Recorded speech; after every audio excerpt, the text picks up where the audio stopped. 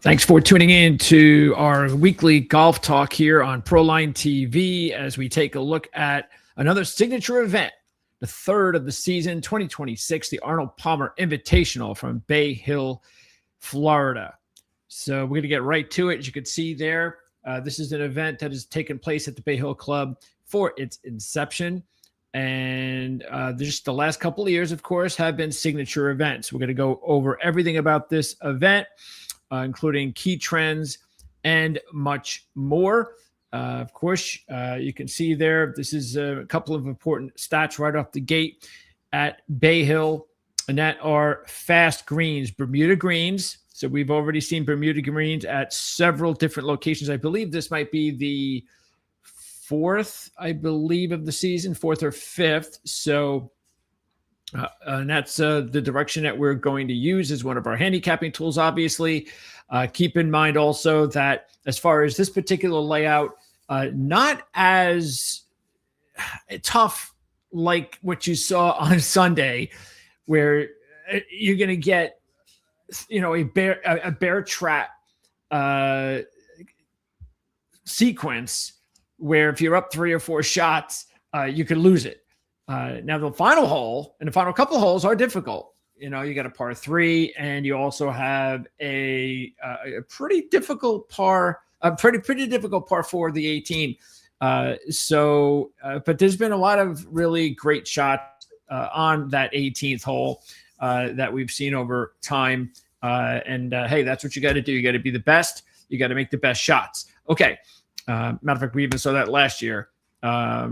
When Russell Henley had the awesome chip in, or at least it was awesome for Russell, not so awesome for Colin Morikawa, who really never got out of it psychologically until just recently here in 2026. Well, I just wonder about the same thing with Shane Lowry now after what's taken place, because Shane, it's been a long time since Shane has won his one and only USA PGA Tour event. Of course, he's won all sorts of events overseas. He's got a major and all that. But now you just wonder, because he's failed to close the last several times he's had the opportunity. But we'll see whether or not we think he's a good play this week. He's got to get over it really fast, but at least his odds are considerably better than they were last week. Okay, so again, as far as this particular course, though, and I think it's one of the things I do think matters when, and because here's something we're probably not going to be able to really look at for a few more years, as long as Arnold Palmer comes right after the Cognizant Classic. So once you come from PGA National to Bay Hill, it is going to be interesting to see the number of players, the limited number of players that can make the signature event this week at Bay Hill that will also be at PGA National, coming off of some other big signature events. So I think there's only going to be a few. Shane Lowry would be one of them. And I think, and look, so far it's worked out for Shane. So I think that Nikolai Højgaard's another one that's going to be this week. So I'm interesting. I think it may favor those guys. I think those guys might have a little bit of an advantage because, remember, you're predominantly on the West Coast. You're dealing with POA, even though you have Bermuda, you do. But now you're going to go West Coast to East Coast, and you've had a few weeks off, and then you're going right to a really hard course. Not that you come off some of those courses like Riviera, and they are tough. But it's a different kind of tough, especially with all the water. This is really when water comes into play big time. Matter of fact, there are 9. It's a high number, 9 water danger holes this week. 50% of the holes are water danger. And of course, you had the same thing last week, and you had the bear trap last week. So I do think there should be some sort of an advantage that you just decided to play at PGA National, and you were able to get a feel for Florida. It's a different kind of feel. The golf courses, again, we just named a few things. We'll see how that plays over. But also, the rough penalties are going to be dangerous here. They're not as penal, of course, as maybe some of the top 5 on tour. But, yeah, they're going to make you pay for it. and the greens are fast. So that's pretty much the layout. Now, what the key stats that we're going to be taking a look at this week, we're going to be looking at, because a good percentage of the approach shots are going to come from over 200 yards. So that is one stat to keep an eye on. Okay, make sure you keep your eye on who is right now dialed in long iron game, 200 or more. Okay, so that's a key stat. Greens in regulation, ball striking, strokes gained approach, and scrambling. Those are the 4 other stats that we will be looking at. I'm also going to pop in my self-accuracy. I think it's very important. You know, the fairways are not all that wide. You got water. You better be accurate here, because you could end up in trouble if you're not. Let's now take a look at the similar courses. Okay, and here you go. Now, a little bit interesting this week with the similar courses, because normally you go to a couple of places where you have 6-7 years of appearances, but here you only have Open Championship. And again, there's about 15 every week. There's about 15 courses that people consider correlated similar courses. So to each its own. Any handicapper, tell you right now, every single handicapper will have different courses that they feel work or don't work this particular week or that particular week. So, but these happen to be the ones that I'm going to go with. Open Championship in 2021, PGA Championship in 2021 and 2023, and the only one that has more than one appearance, Phoenix. Even though PGA Championship and Open Championships, if you were someone like Rory McIlroy, somebody that's been around a little bit longer, you have played them more than once. Next up, let's take a look at the key trends. Okay, and there are some very important trends you want to be looking at this week. Before we get into the ones you see on the screen here, there was a 5-year run of international players winning this event. And over the last 5 years, that has changed to Americans. So in other words, what does that mean? It doesn't really matter. I would not favor an American and say, well, they got a win streak now. I wouldn't do it. It's Americans, international players, not a big deal. One of them will win, obviously, and it doesn't really come into play, which is why it's not on the screen. Also, the last 30 winners. Now, I do think this is a little important. I didn't put it on the screen, but the last 30 winners ranked inside the top 100. And I do think that's important, because this has not been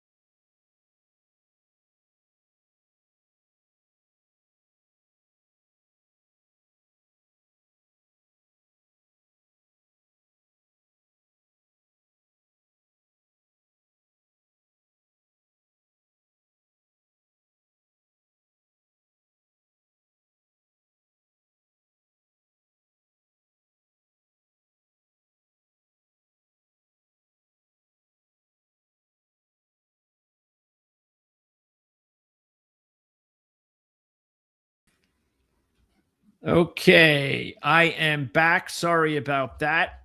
Let me pop up where we were. I think we were right about here. I think we were here. Let me go ahead and get this back up here. So again, sorry about getting kicked off there for a couple of minutes. I'm back, and it's interesting because I wasn't even on the screen, and I could just tell there was something. Why am I not picking this up? And then sure enough, I was like, you know what? Let me check the screen out. So anyway, I got blipped out for a couple of minutes. So if I'm redundant here, I apologize for that. But there you go. Those are the similar courses that you want to be keeping an eye on, as I was talking about before. And then we're going to go over to the key trends. Okay. So this is about where I believe I got knocked out. So, but you see pretty much here, what I didn't post here was a couple things, but most importantly, that the last 30 winners ranked inside the top 100. So that is Paul Goydos, the last player to win here, outside the top 100. He was the 265th ranked player in the world back in 1996. So again, I do think that matters. And it also shows you right there that 12 of the last 19 winners are major champions. Okay, so that is important.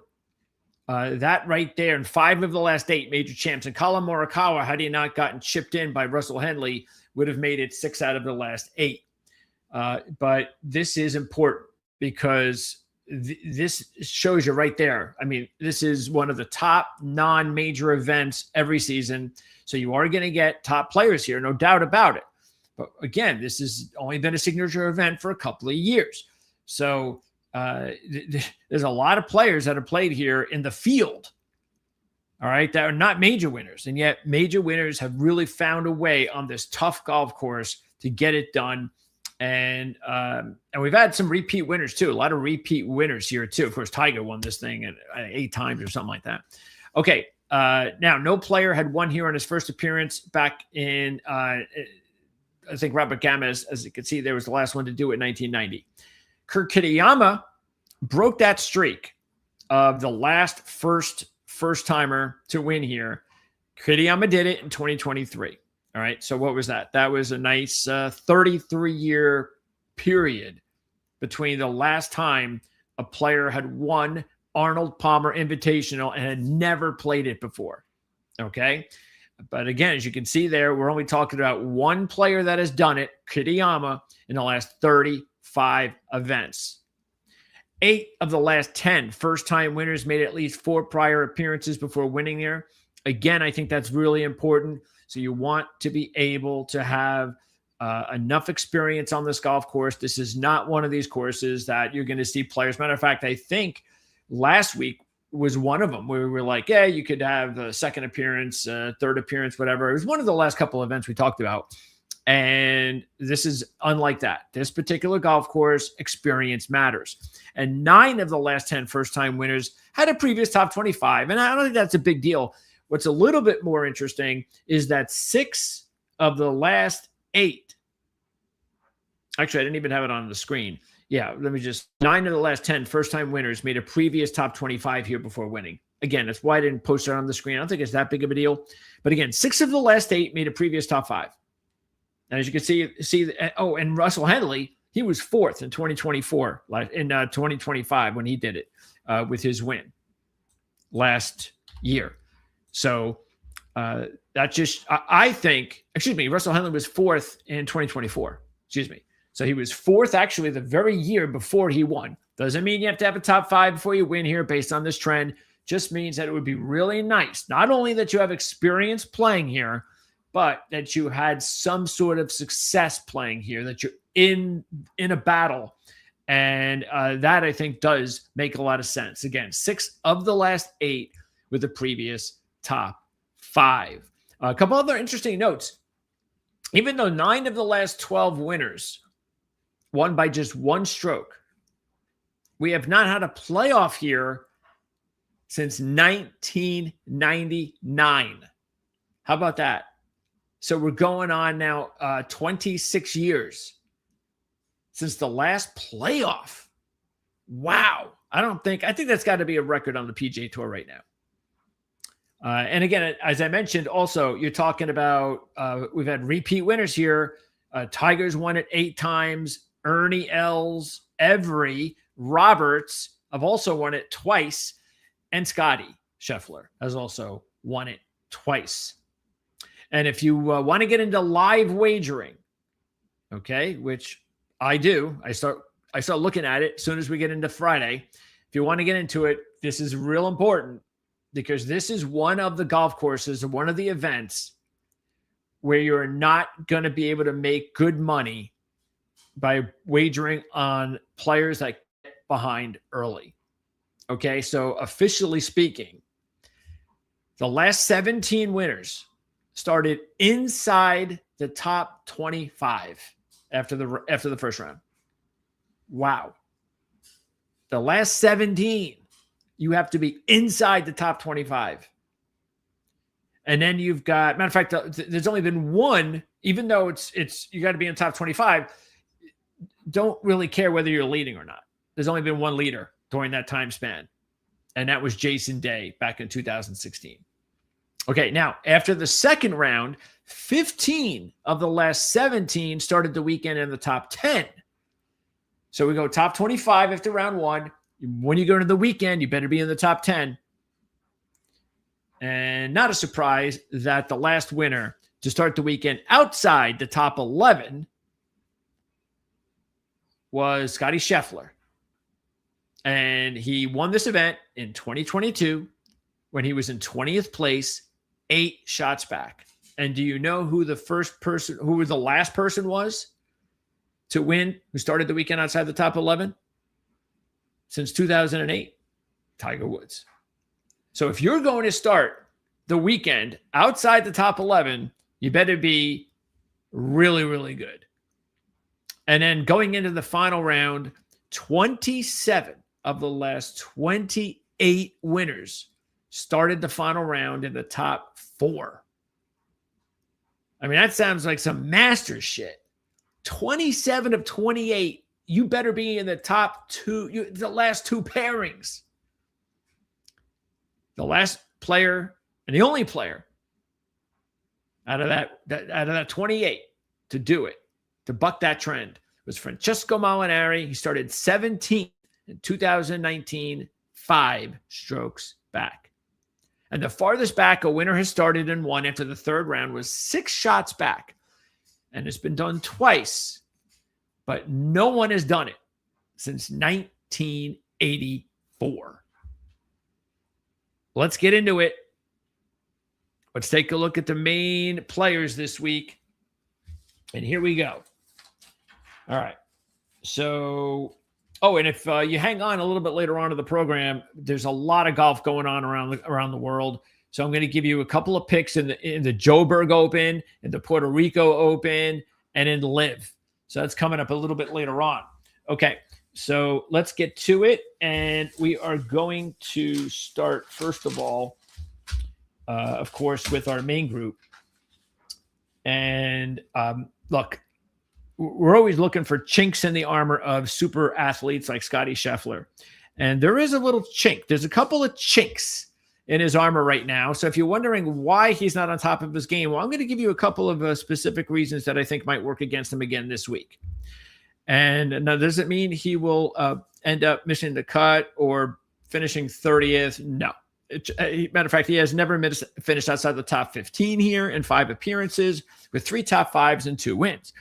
Now, what I'm talking about is there's a couple of things that may prevent him from winning if his form stays the same, and that is his long iron game and his putter on Bermuda greens.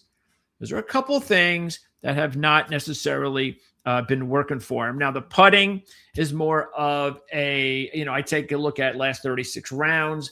I'll also take a look at, of course, how the players are doing as they're coming into the last couple of different events on Bermuda, things of that nature. But in totality, this has not been Bermuda has been, not really a great course layout for Scotty, a green layout for Scotty over time, but still it's not a big deal. I think what I would be a little bit more concerned with is the long iron game, because you're going to be doing this a lot this week. And he has really struggled. Matter of fact, overall, if you just want to take a look at rankings on the PGA Tour this season, he is like on the bottom quadrant. He's like at the start of the bottom, like 100 and top. He's like in the top 125. So that's, he's about 123rd in his long iron game.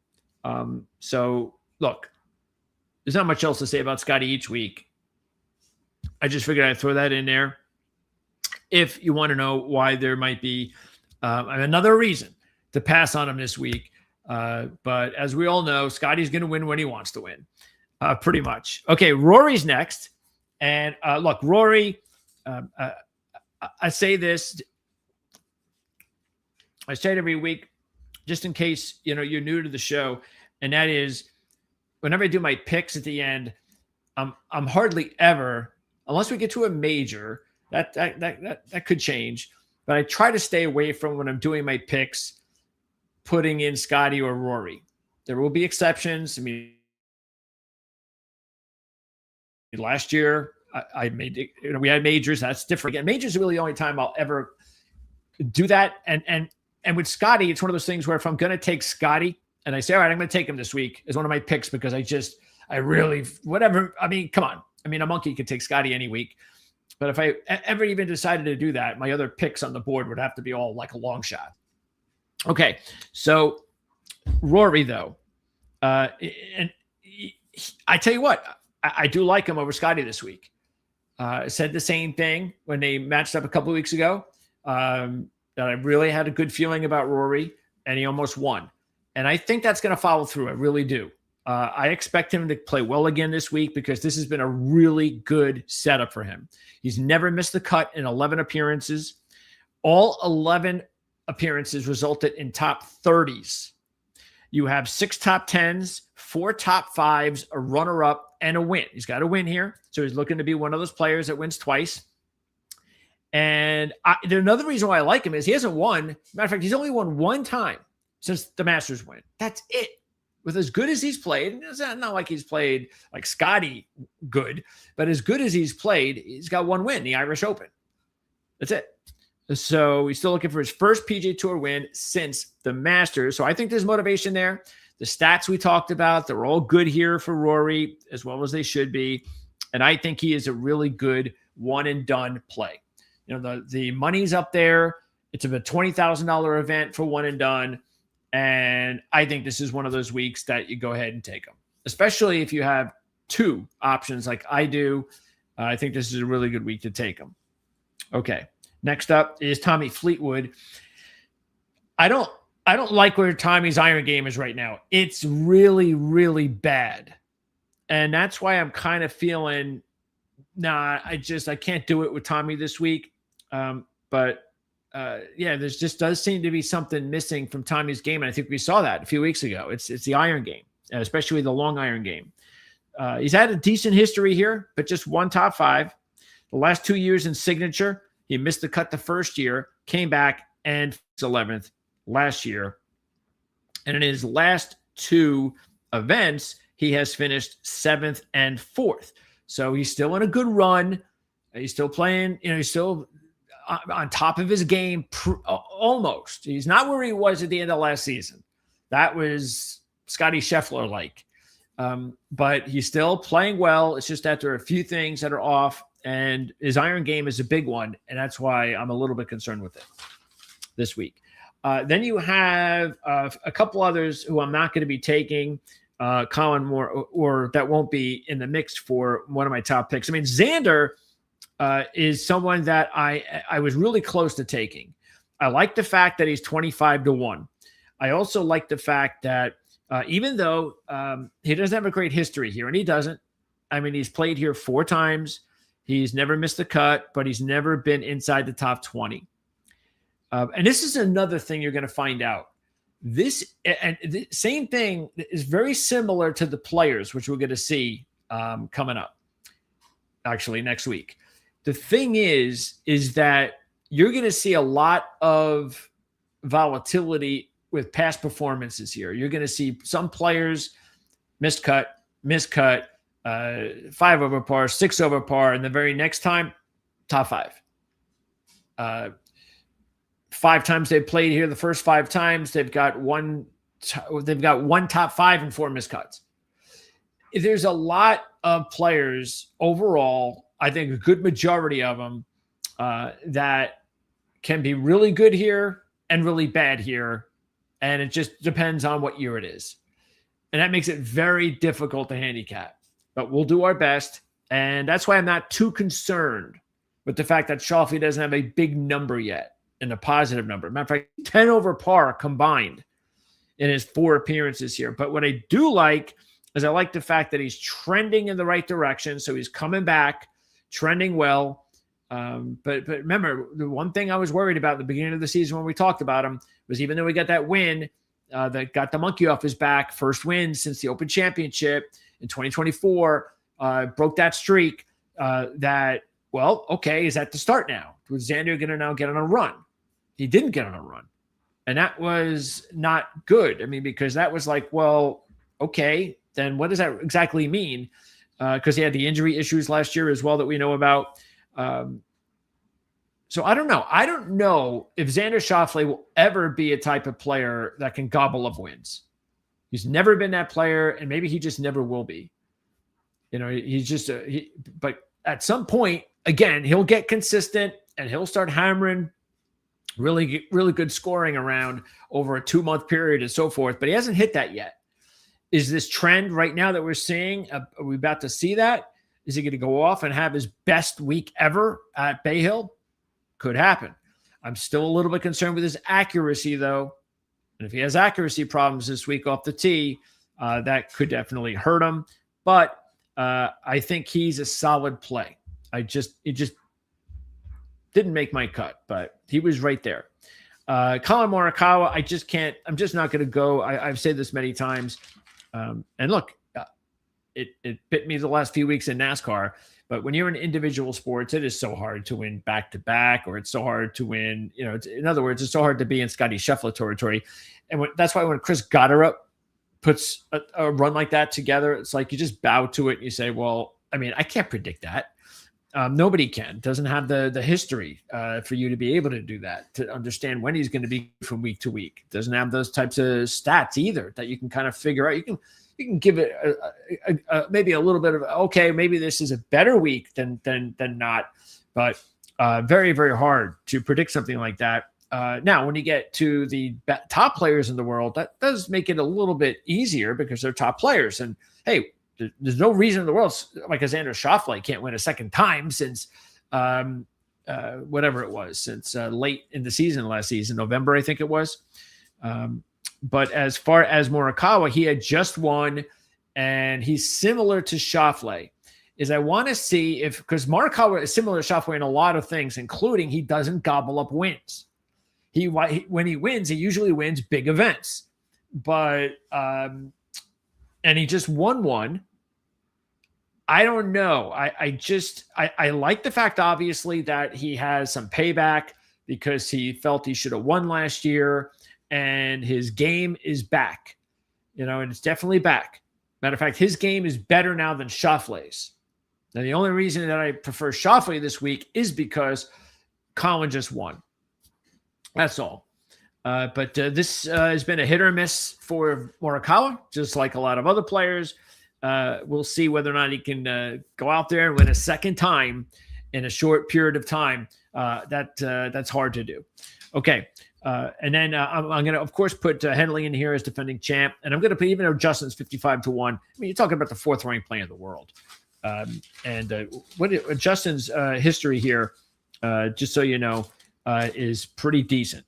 Almost 50% in the top 15, 3 top 5s, only 3 with 1 runner-up back in 2013. Check this out for Justin. In his going into last year, no one would have thought to take him. He went in last year in his previous 6 events. Now, he withdrew 1 of them. The other 5, 4 missed cuts and a 63. That's 26 over par combined.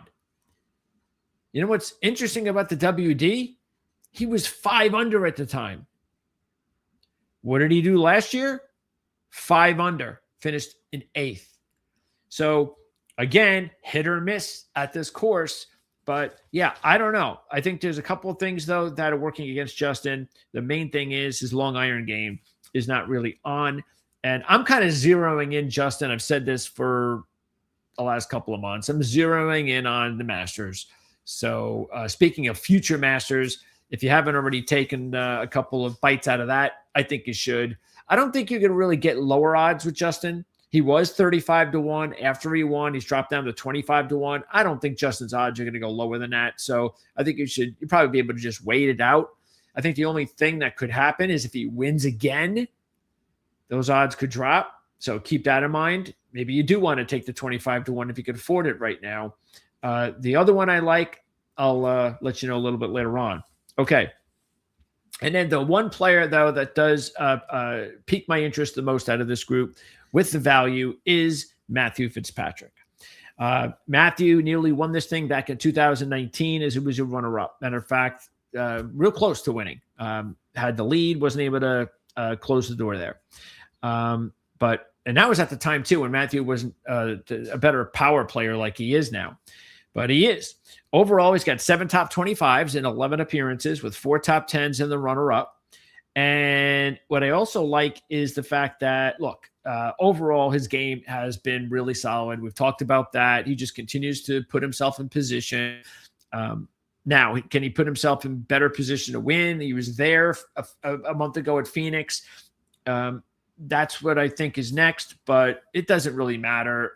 He's coming off of a big end of the year last year, including a W, and the stats look really good for him this week. Just about every stat that's important to this week, Matthew is on top of his game, and that really matters. And I'm talking about out of the 5,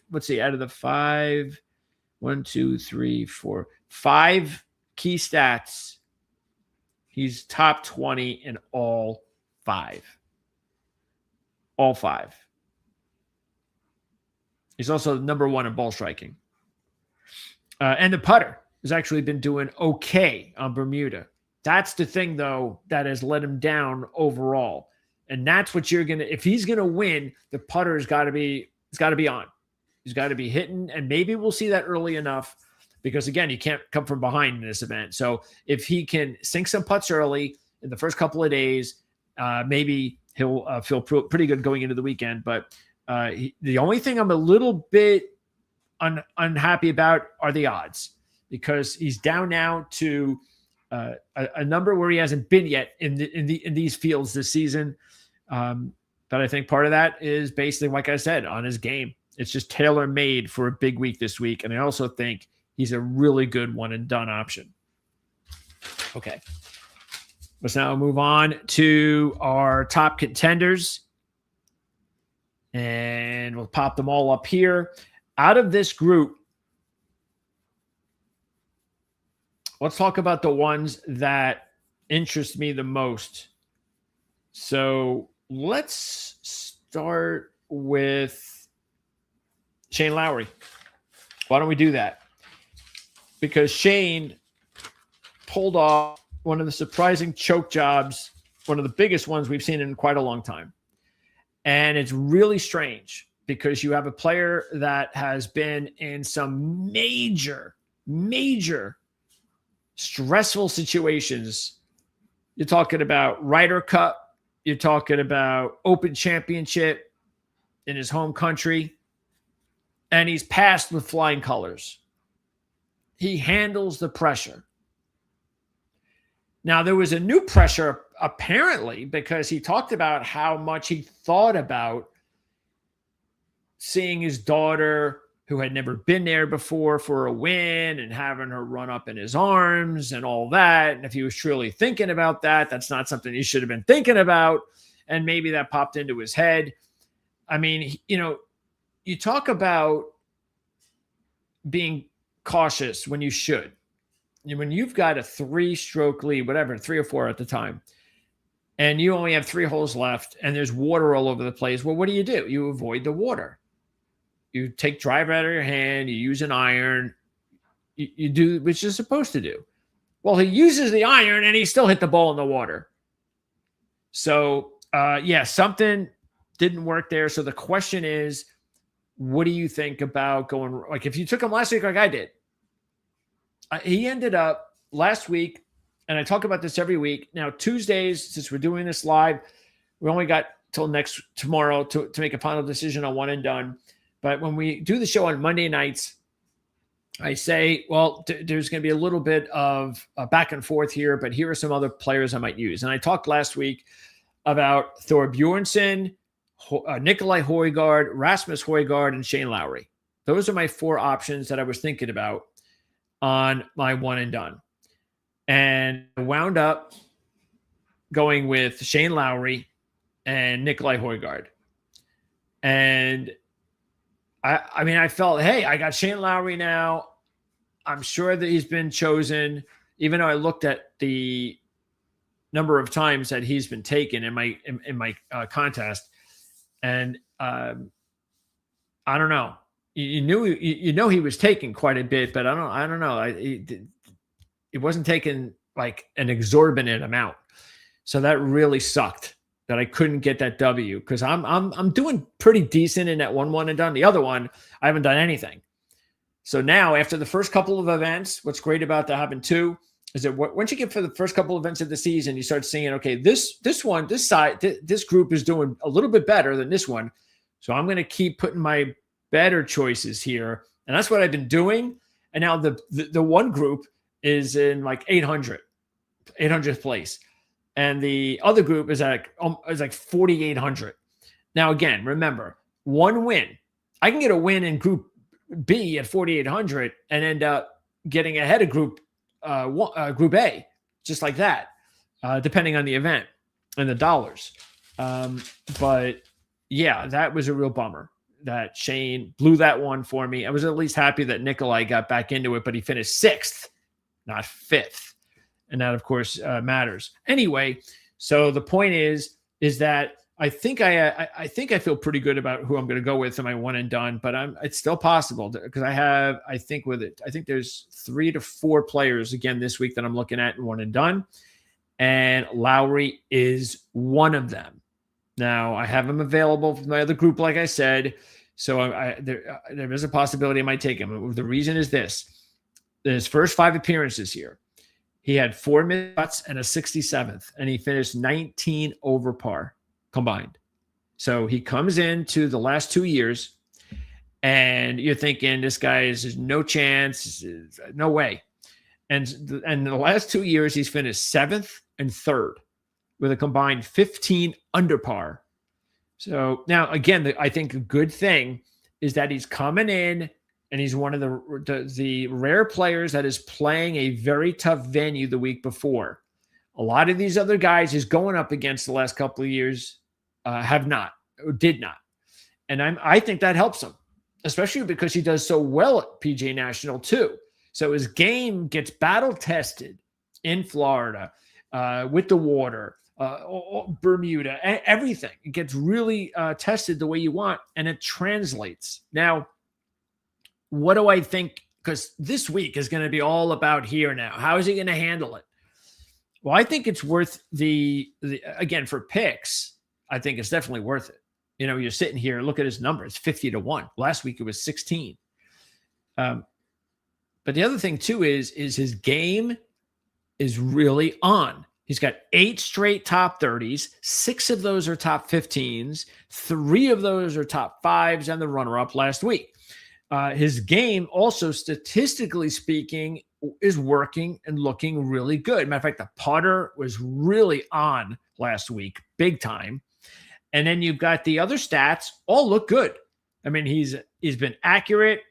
You've got all the other, the long iron game has been excellent. Scrambling. There's a lot to like about Shane Lowry. The only thing is, how will he react? Now, I'll say this. I actually think that this week is the better chance to take him than last week, because, as I just said, I mean, I have a hard enough time thinking of taking a Colin Morikawa to win a second time in like 3 or 4 events. What about Shane Lowry to win back-to-back? So I maybe it's a saving grace. That's the way I'm going to look at it, is because I didn't put big money on him last week, not at 16-1. I've said that before. I'm not going to, sort of like the alternate event at Puerto Rico this week.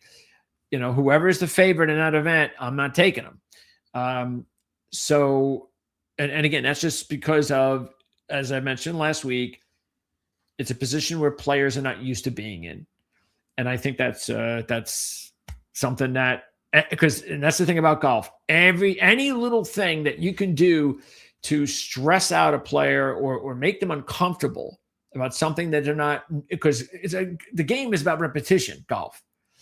And if your repetition gets knocked out a bit, wait a second now, I'm the favorite. So whether or not you think they can handle it or not, the point is it's a different situation to be in. But anyway, I think Lowry now is a much better play this week because he's 50-1. I know he's got to go up against a much better field. I get that. But like I said, the game's going well. He's been really good here the last couple of years. And I think at the odds, I think he's a really good play. The other player I like a lot, there's a few others. This is a good group. Adam Scott. Now, Adam Scott is also going to be a consideration for me for one and done. And I'm really thinking about it for one of the two. And that's because I don't think many people will take him. And I have to decide whether or not I want to do it with Group B. I can afford to do the long shot in Group B, or do I go for it? And instead of being, I'll take Rory, or Fitzpatrick, do I try to go for it, group? And if he wins, I might be the only person in the contest that took him. Anyway, I think that the reason why he is a really good play is because his game is better now overall than I have seen it in years. He's never going to be a good putter. Get over that. It's not going to happen. It hasn't happened yet. It ain't happening. No matter what style, club, it ain't happening. But everything else in his game is happening. If you take a look at the stats, I talked about 5 for Fitzpatrick, all in the top 20. Well, with the extra one, the 6, Adam Scott, top 35 in the world in all 6. That's how on top of the game Adam Scott is with what it takes to win this week. Ball striking, long irons, scrambling, you name it, and he is on his game. And now he's also one of these players that has proven that, like most other players here, he's been good, he's been bad. He has 6 top 30s out of 15. 2 of those are top 5s. Last 2 years, miscut 36. But what I really like more than anything is you have a player who has not won since 2020. And this game he's on right now screams he's going to win. He keeps playing like this, he will win. The question is where, and can he keep this up? He's got 3 top 10s in his last 6, couple top 5s. He's coming up the 4th at Genesis, which again, we told you there was a good one and done there too, because that's one of his best venues of any on tour. And he showed that he could hang in there. He came really close to putting himself in contention for a win. So look, the thing that you love about Scott and Lowry more than anything are the odds. And again, if you want to try to gamble away at a one and done with one of those guys, I think Shane Lowry and Adam Scott are really good contenders, sleepers, and to some people, long shots. I think Ricky Fowler, we've been talking about him. His game is getting better. Well, he now has 10 straight cuts. 9 of those are top 30s. You might not think of that because he hasn't been like on the top leaderboard very often. Only 2 top 10s out of that group. And he hasn't been like contending for a win this year. Like you haven't seen him on the top leaderboard at the final day. That's next. But 5 of the 6 stats he's been really good at. All 5 of those 6, he's top 40. I mean, I should say really good. He's been solid. He's been in the top 40. There's only been one where he's been in the top 15. That's his ball striking. And maybe more important, not only are you getting 50-1, but 12 of his 13 appearances here, he made the cut. 4 top 20s, 1 top 5. So, and then one more. As far as a player that I like out of this group, and that, once again, is going to be Nikolai Højgaard. So can't talk more highly about him like I did last week. This is a kid that is going to have a really good – I mean, he is going to – and it could happen this year. If he keeps playing the way he's playing right now, and that's his game this year, this is going to be his breakout year. He will break out and have a top 10 game. And I can say 10 now when I see the players who are top 10 in the world right now. He has that ability. If you look at it, he's got 7 top 25s in his last 8 worldwide, 3 top 5s. He's coming off a 6th place last week, had a really good Sunday. I think he had a 65. And he had a 3rd in the Phoenix Open before that. Phoenix Open, correlated course. So, and his statistics. Look, the one thing that has not worked out for him, which was probably one of the reasons why, like last week we talked about, you got to worry a little bit, was his accuracy. Now, he does seem to be getting a little bit better with that, but that's the biggest drawback. He's got 4 of these key stats all in really good shape, including his ball striking, strokes gained approach, long irons. Now, he's played here twice. He's never made the cut. I'm not as concerned about that in this venue because, as I said, we've seen all that stuff before. You can miss a cut here or two and then have a big day. Now, do I think he's one and done? No. But do I think he's a good contender, sleeper, long shot? Yes, I do. And then as far as the rest of this board here, let's see, just quickly, Matsuyama, I don't know. He's kind of trending in the wrong direction. I do wonder whether or not it's, he's kind of maybe kind of missed his opportunity, but maybe not. He's got 20 straight cuts still. And even though he's made 10 of 11 cuts here, he only has 1 top 10. So I don't know. I'm looking for another top 35 from him this week. I just don't know if with other options I have, he's not one of my top, but he's still playing well. He's got 17 straight top 30s out of his 20 straight cuts made. Then you have Siwoo Kim, same thing. Oh, and even more so. I think maybe I'm just going to guess and say maybe we've seen the best of Siwoo already. He was just everything except the putter was working for him. And now I think he's cooled off a little bit. He's only had 1 top 20 here in 10 appearances, combined 37 over par. But his game is still really on, with the exception of that putter. Cameron Young was a little quiet recently, but he is coming off a 7th at Genesis.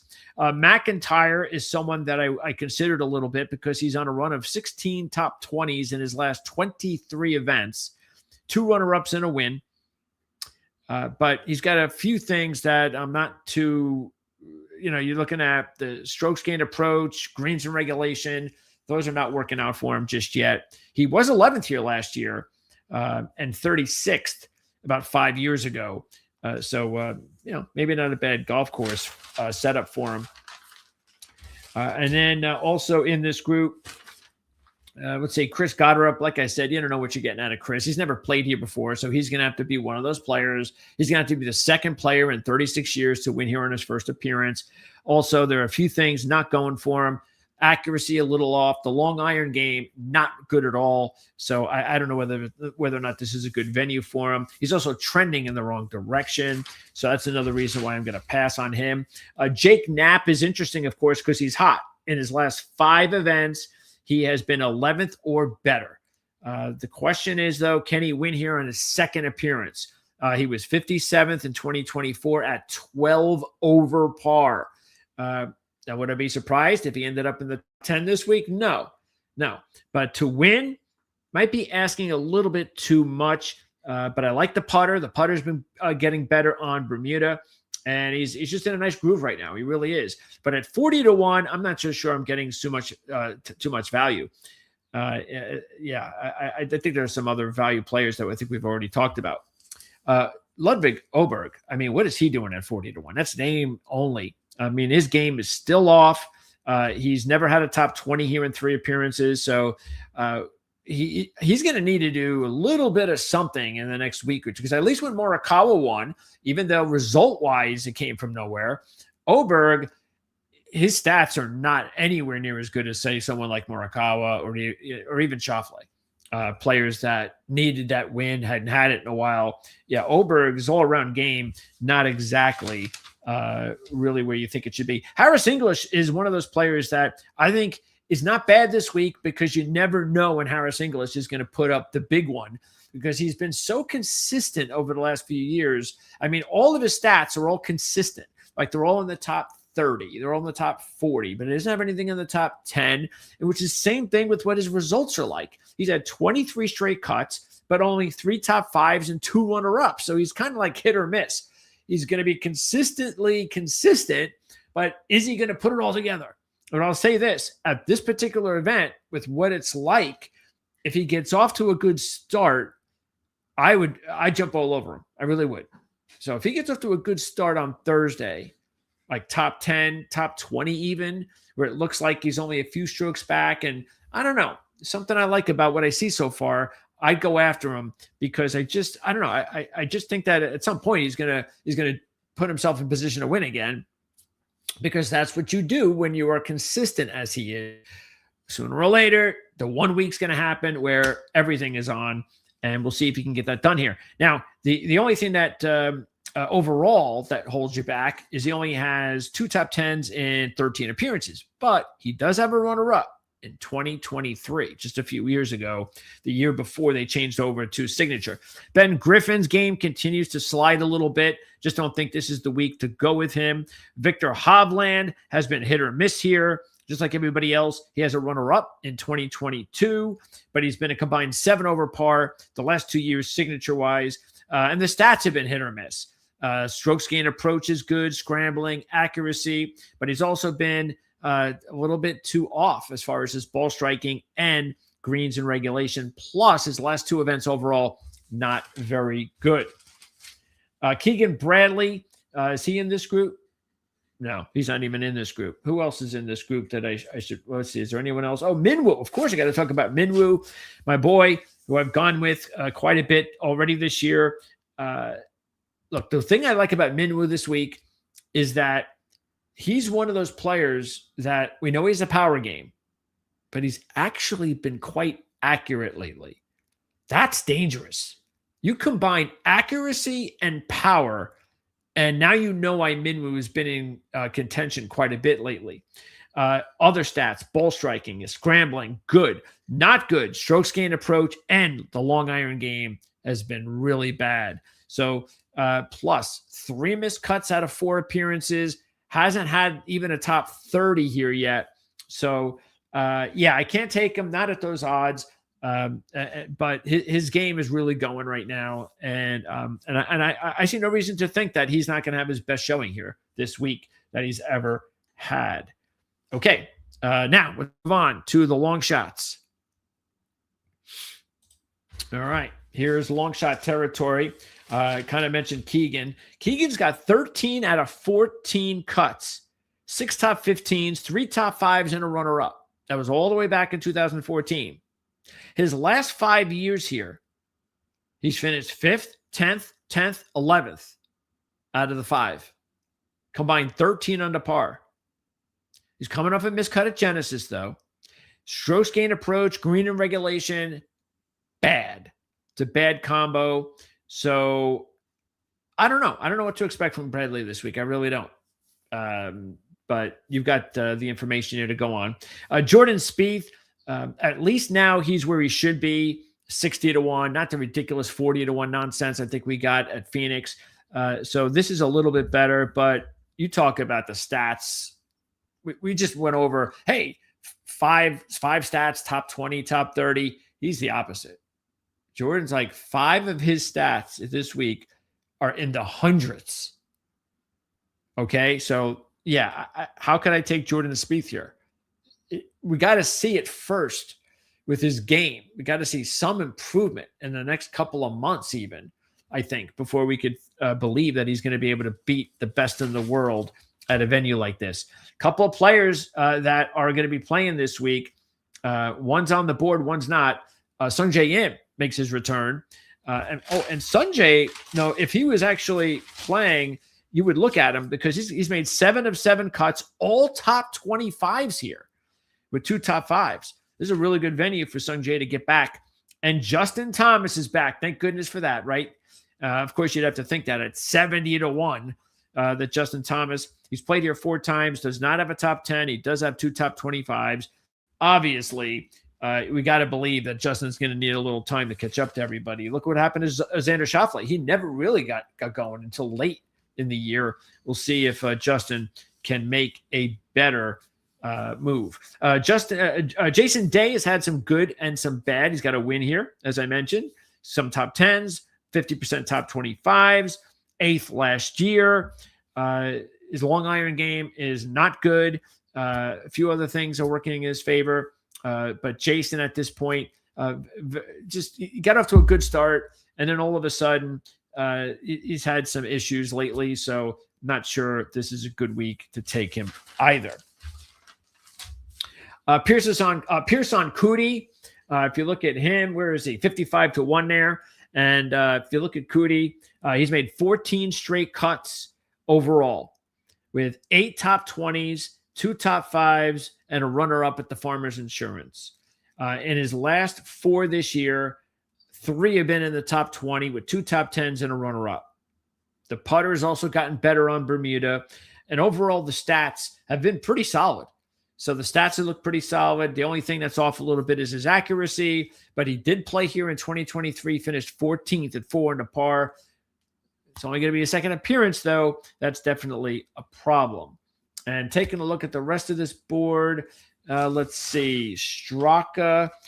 He's interesting because another example. First 5 trips here, 4 missed cuts and 34 over par combined.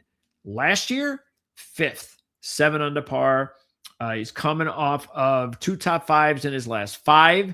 50th at the Genesis was his last showing. So he's definitely interesting this week. And then you've got some other ones. I mean, take a look at Corey Connors. In this event, he started his career missing the cut in his first 2 appearances. In his last 5 appearances, all top 25s, a combined 22 under par. And that includes 2 top 5s. He is starting to trend a little bit better in the right direction, which is good this year. So that's important. When he was 3rd last year here, it was his own. Matter of fact, he has only had 1 top 5 since the 3rd place last year here. That's always been the problem with Corey Connors, is thinking that you're going to pick him to win an event when the guy doesn't win events. I mean, it's just not his thing. At least this is a venue that you would think he'd eventually win, though. The question is his game good enough right now? I don't know if that's the case. Let's see. Let's also... Nick Taylor I want to talk about. I think he's a really good play as a long shot. He doesn't have a great history here. I'm okay with that. It does have a top 15. But the last 2 years have been his best 2 years. 31st and 12th. And I also like the fact that his putting is trending in the right direction. And he's also got some pretty good stats working into his favor, including 5th overall in scrambling. So, I like the way Nick Taylor's going, and I think he's a good under-the-radar long shot play this week. And let's see, a couple other long shots. Sahith Theegala at 100-1. He's got 4 top 25s in 6 events this year with a couple of top 10s. The putting on Bermuda has been really good, and he's played here 4 times. He's got 2 missed cuts and 2 top 15s combined. So when he's missed a cut, he's 14 over. When he's made the cut, he's a combined 9 under par. And then the other Hisatsune. We've talked a lot about him this year. And the only thing that's working against him, he's never played here before. But 5 of the 6 stats that we need to work here, he's been really good at. That is something that we've learned from him. The one thing that's holding him back has been the putter. So that's really been an issue for him. But he has been really solid overall in a lot of the stats that you need to play well here.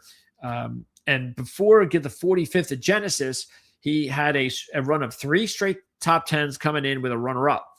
So is the 45th at Genesis a sign of him all of a sudden losing his momentum? We'll see. But again, you're talking about somebody that is 130 to 1. Echeverry is in there.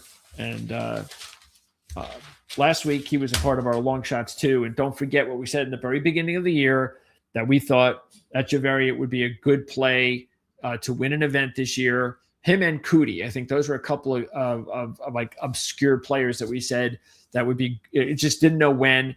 And remember, one of the things that I think that you should stick to, if you have enough money in your account, is if you have players that you think, you know what, I like what I see in them.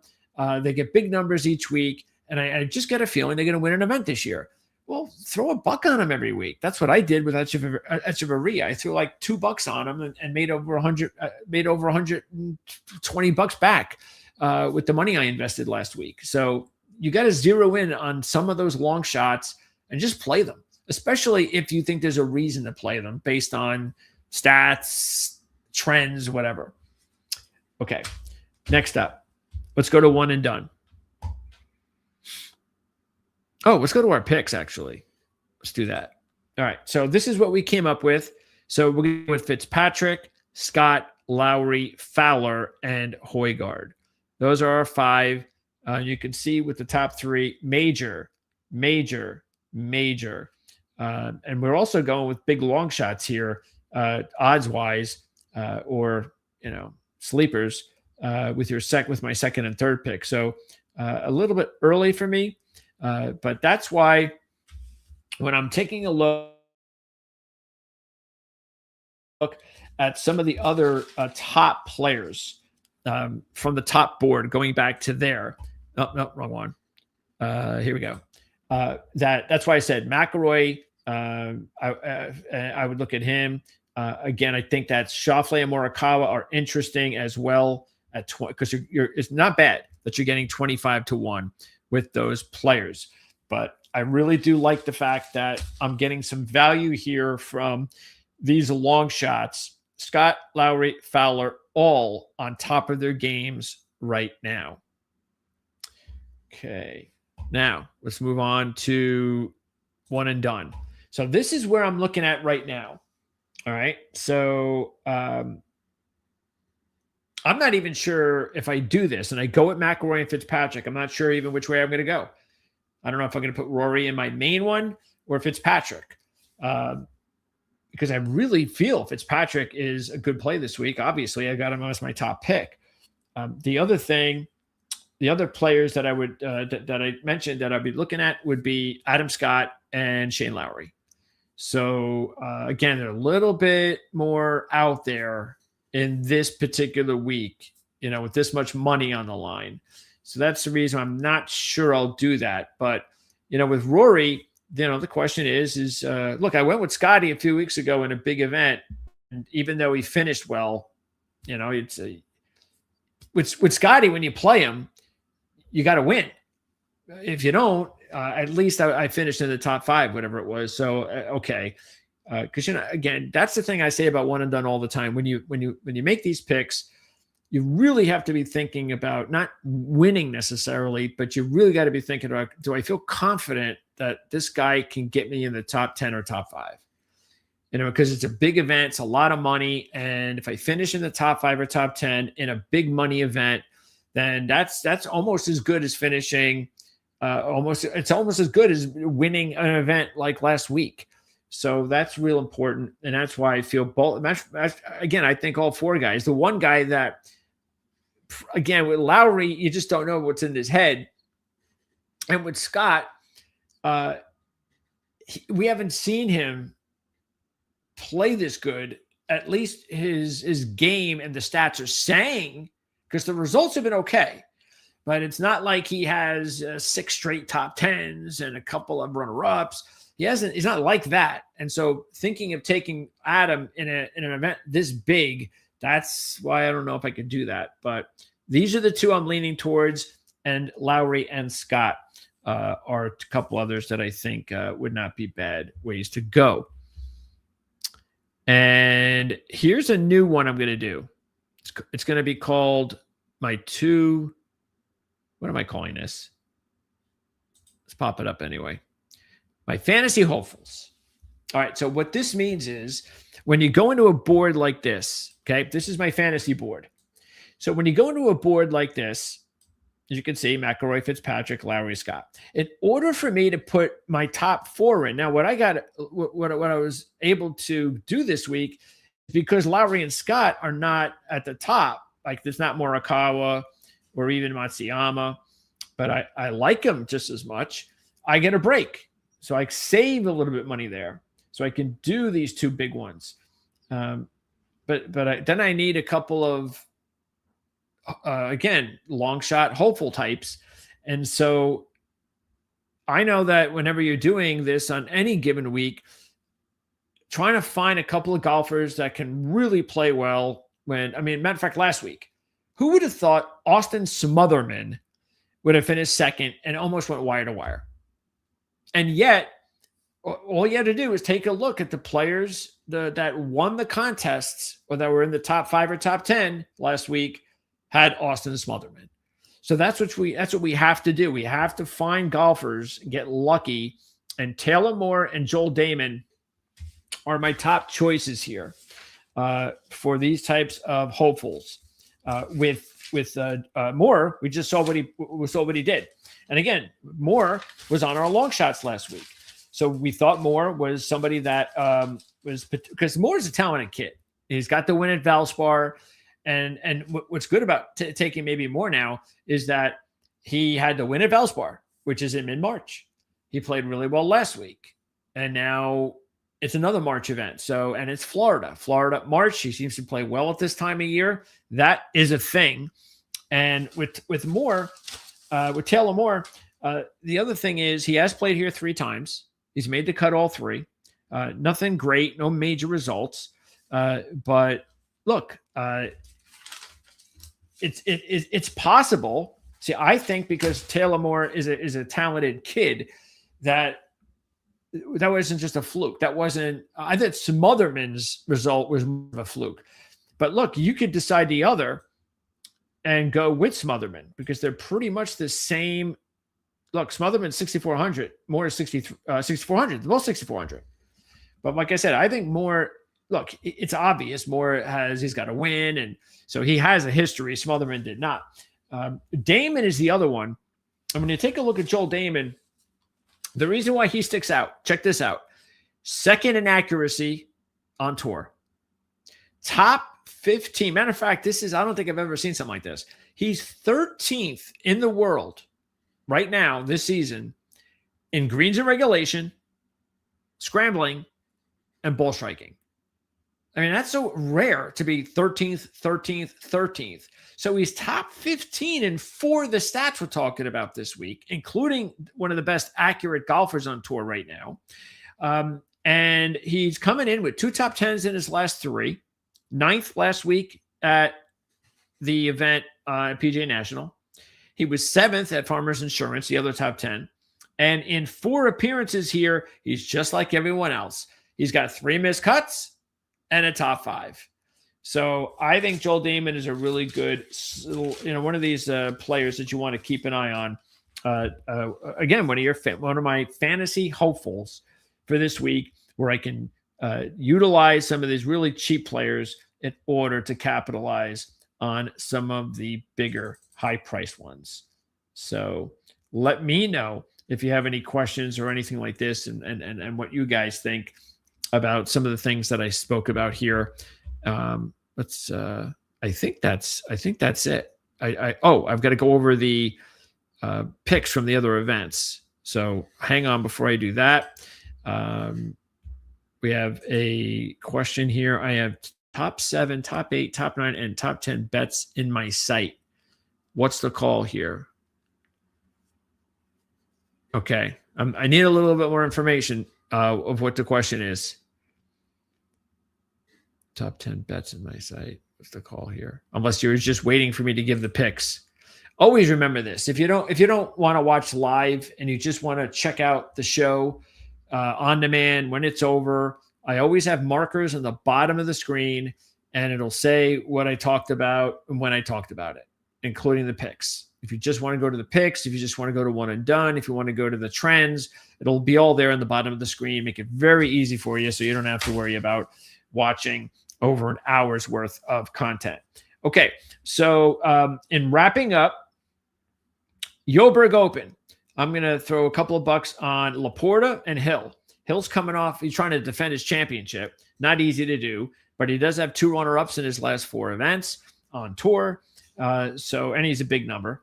And Laporta as well. Laporta, in his last 3 events, he has a 2nd and a 4th. Then we'll take a look at Liv in Hong Kong. And there are 2 players that I think you should try to take advantage of, Cameron Smith and Lucas Herbert. Cameron Smith is looking like his game is slowly starting to get back to the level that we know he's capable of being. He hasn't been the same player at all on Liv. Matter of fact, even in the U.S., his game for like the last several months, and maybe it was all the distraction of going to Liv and all of that really got into his head, and it just went to pot. Well, his game looks like it's finally starting to go back to where we know it could be. 2nd in Australia before he started the season in Liv, and in his first 2 Liv events, he's finished 8th and 13th, and you're looking at, I believe, somewhere around 18-1. And then Lucas Herbert, same thing. He did play an event in Australia, but that was actually last week when the Liv players were on break. But his 2 previous Liv events, 6th and 9th. So again, the Herbert, 9th, 6th, and 2nd. Smith, 2nd, 13th, and 8th. And you're getting 18-1 on Cameron Smith and about 22-1 on Lucas Herbert. And then also you've got the event in Puerto Rico. So the event in Puerto Rico, the big play for me this week is going to be Matty Schmid. I think Matty Schmid is a really good play because of a couple of different factors. One, there's 3 things. 1, I think the odds are nice. 2, he's trending in the right direction on tour, coming off a 9th last week at PGA National, and he's trending on the golf course. He's played at the Puerto Rico Open the last 3 years. He's got back-to-back top 10s coming in this week. So I think Schmid at 40-1 is an excellent play. And then the other players I'm going to throw some money on will be Eric Cole, Seamus Power, Hao Tung Lee, and the Japanese player, Kanaya, who has 9 professional wins. So those would be some of the other players I'll be looking at this week and some of the other events. And that's going to wrap it up for the show. Let me know what's on your mind. And again, I'll be more than happy to answer any questions. If M Nano, if it's a little bit more than what I thought it might have been, like you were just waiting for the picks, you can explain further and let me know, and I'll answer it on demand. You can check with us later today for other content. We have the NASCAR show coming up 4:00 live with CJ Redoon as we talk about the big story in NASCAR with Tyler Reddick winning 3 consecutive races to start the season, Michael Jordan's team. So we'll talk about that and this week's event in Phoenix. And then tomorrow, we're going to get back into football. We've got our Cleveland Brown interview. Matter of fact, we were supposed to do our Chicago Bear interview today, but we had to reschedule that. So we're going to talk Cleveland Browns tomorrow with Fred Greetham. It's going to be later in the day tomorrow. So you can check that out, find out what's going on with the Cleveland Browns this offseason. And then the rest of the week, college basketball. Jim Feist will be joined by Ken Thompson tomorrow on the Jim Feist handicapping show. That airs at 3:00 Eastern. And then I think I'll pop on that show as well late in the interview and wrap it up with Jim with some more college basketball stuff. But so anyway, Ken, Jim, I'll hop in there. We'll talk some college basketball. Playbook ATS show is on Thursday at 1:00. That's every week. A lot of college basketball talk, obviously, there as well. Andy Iskoe joins Mark Lawrence, Jim, and I. And then on Friday night, of course, I'll have my college basketball show going into Saturday, update the week, and also get everybody ready for next week's conference tournaments that begin. Conference tournament play has already started in several conferences around the nation. And of course it has, because it's March. March Madness has officially begun, and we'll be on top of all of it. And again, football-wise, we'll be on top of that as well. Combine just ended. Another mock draft show coming up soon. And then, of course, I'll also be continuing my interviews with a bunch of other team analysts to round out all 32 team previews for the offseason, free agency, and the draft, because free agency coming up in just 10 days.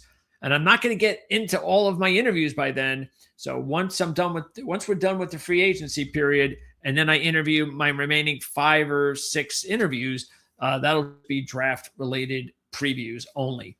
So that'll wrap it up for our golf talk this week. Let us know what's on your mind. If you have any questions, comments, anything like that, I'm all for it. And I guess we'll just, I've remember we told you about this guy, the subscribe thing, not working. So I have an alternative. I just haven't hooked it up yet. So I gotta get somebody to fill in for him that actually knows how to put the sign up and say, so hit the subscribe button. But that'll wrap it up. Thanks for tuning in. Let me know what's on your mind, and let me know what your picks are and anything else that you care to share here on our video this week. And I'll see you again next week here on ProLine TV.